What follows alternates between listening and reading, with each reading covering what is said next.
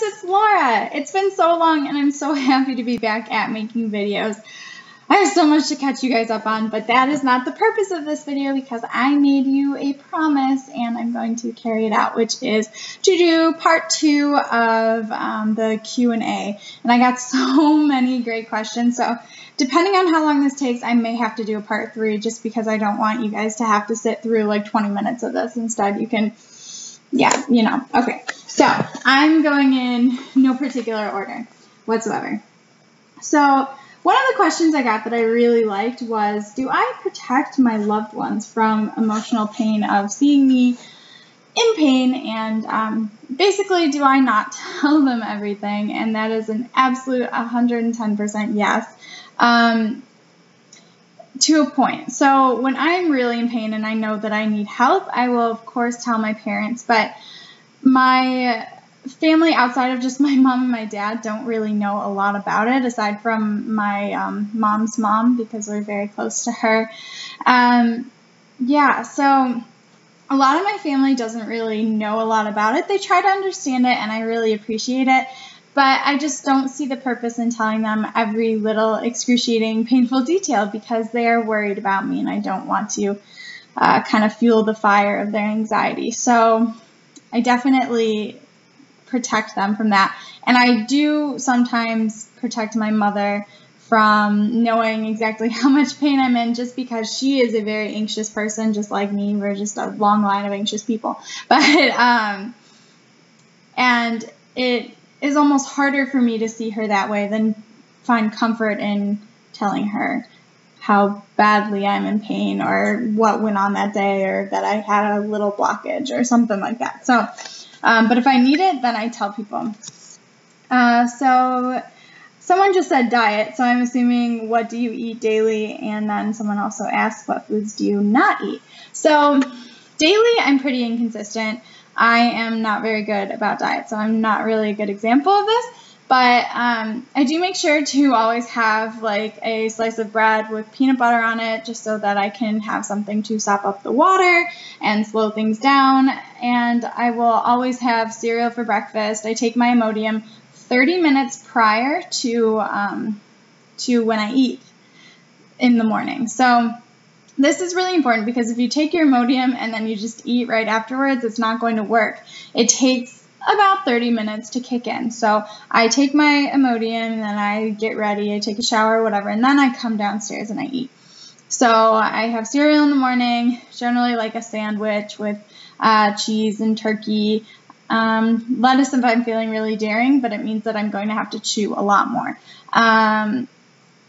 Yeah, and then dinner I'll usually have some sort of meat, and mashed potatoes I really love. They do bulk you up a little bit, but they also make your stool really thick, which I love. So things I avoid. So this is kind of like what works for me may not work for you, and vice versa. So I avoid mushrooms like the plague because I have heard that that is like the #1 thing that people can't digest when they're like us. So I avoid mushrooms, and I chopped up olives, like really, really small. Green olives are my favorite food by 100% more than everything else. And I had one because I really wanted to, and I was on the couch for like 5 hours massaging my stomach and hoping that poop would come out. And that was my first like blockage, and it did eventually. I just drank lots of grape juice and hot tea and walked around a lot. But yeah, so I don't think I'll be doing that again. So another thing that I do avoid are still seeds. More of a habit though, because of my ulcerative colitis. I would never have seeds because it would make me feel terrible. So I stay away from tomatoes and stuff, but I'm sure that they'd be okay. But yeah, so I guess like more the fibrous type, is that even the right word? I'm going to say it anyways, like the fibrous mushrooms and olives and those things that you really think that you would have to chew a lot. And that is really important if you're going to be doing like salads or broccoli or carrots. Just chew until it's like as mushy as you can get it. My rule of thumb, if I'm really scared, is 30 times. And I do abide by that. If I like am really nervous about a food, it'll be 30 times. who do you get supplies from? So I didn't really know if this was what brand do you use or who do you get it from. So I'm going to answer both. I talked about this a lot. I still use Hollister. Yes, it was the one I came out of the hospital with, the brand. I haven't had many problems aside from one where the bag kind of cracked, but they work well for me. I use a convex wafer and I use the opaque bag. It's 2-piece. I use Coloplast stoma paste strips.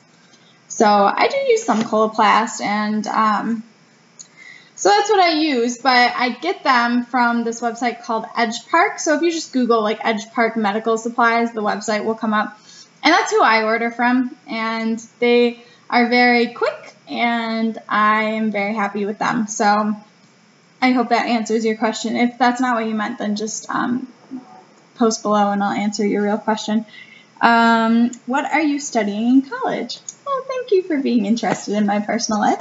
I am studying psychology. I want to be a counseling psychologist for people with chronic illness. Wow, surprise. I know you're all so shocked right now.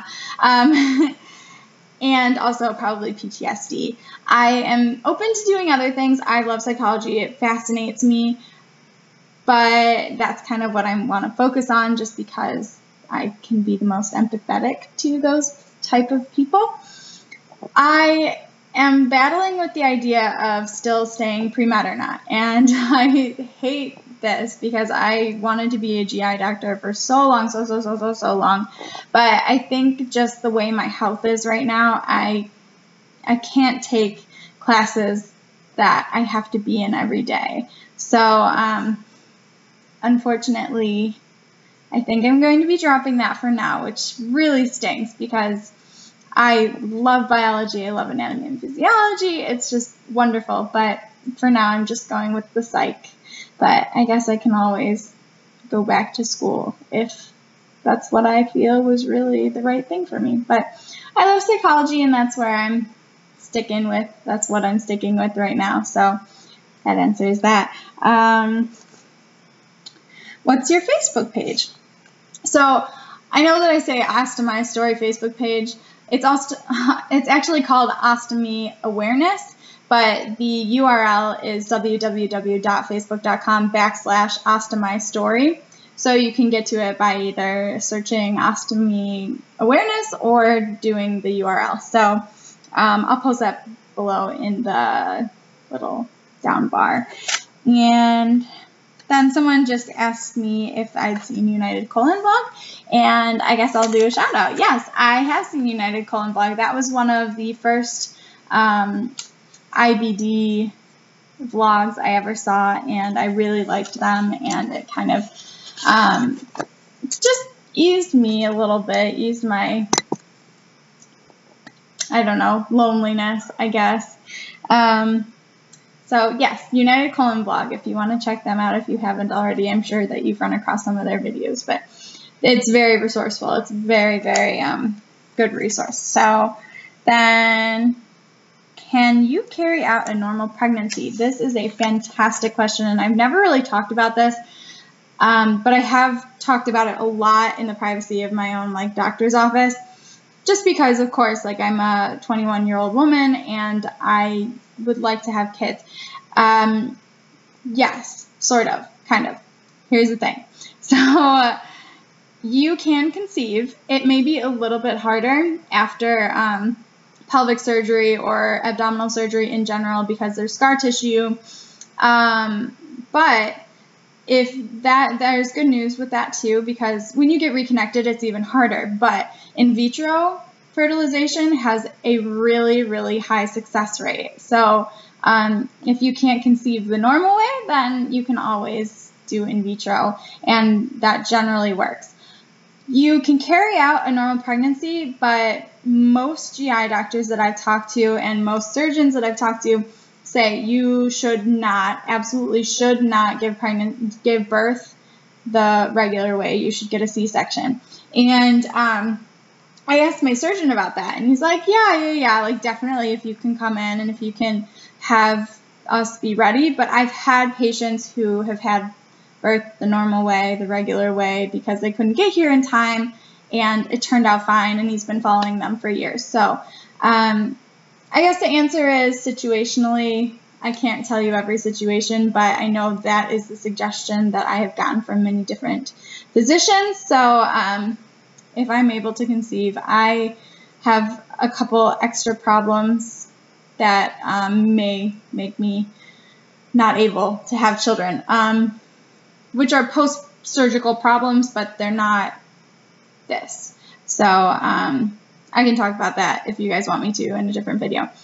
But so yes, you can still have children. Yay. And then the last one is, do you find it hard to date people? Do you find people to be shallow? And I was really worried about this one, just being, once again, a young woman. And I guess the people that I've chosen to date or go on dates with, I have really kind of observed and gotten to know before I go on dates with them or think about dating them, because I want to make sure that I never run into someone who's going to see my ostomy and freak out and just run away, you know? As I've told you guys a lot before, I have not had any complaints about my ostomy from people that I have dated. They've been nothing but supportive, so I just would say find the right person and be confident about it, because confidence is really, really sexy, and you just, you know, I think that that's really, really important, to be confident about it and just not be afraid to show your body off, I mean, to the people that you want to. So, yeah, I haven't had any problems, but I have had that same exact fear, and I'm very cautious. So those are all the questions I have. Thank you guys so much for giving me these questions.